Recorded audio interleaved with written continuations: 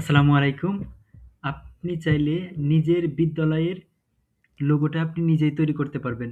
এজন্য সর্বপ্রথম আপনাকে যেতে হবে জিমিনি অ্যাপে।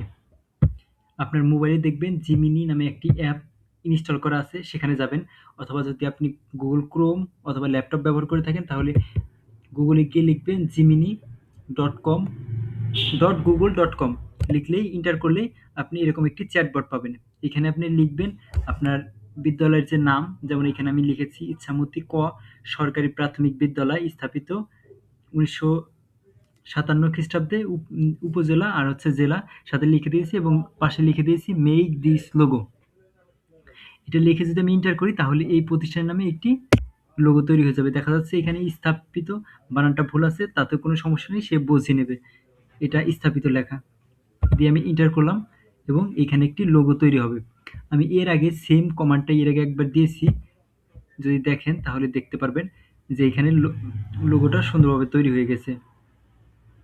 লোগোটা এরকম সুন্দরভাবে তৈরি হয়ে গেছে।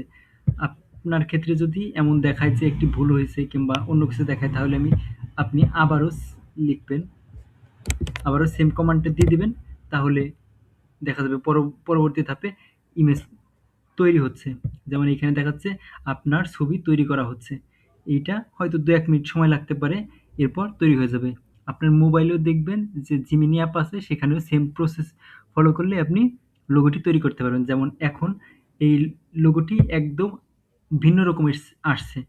যেমন এখন এমন আসছে। এর আগের কমান্ড যখন দিয়েছিলাম তখন এমন আসছিল।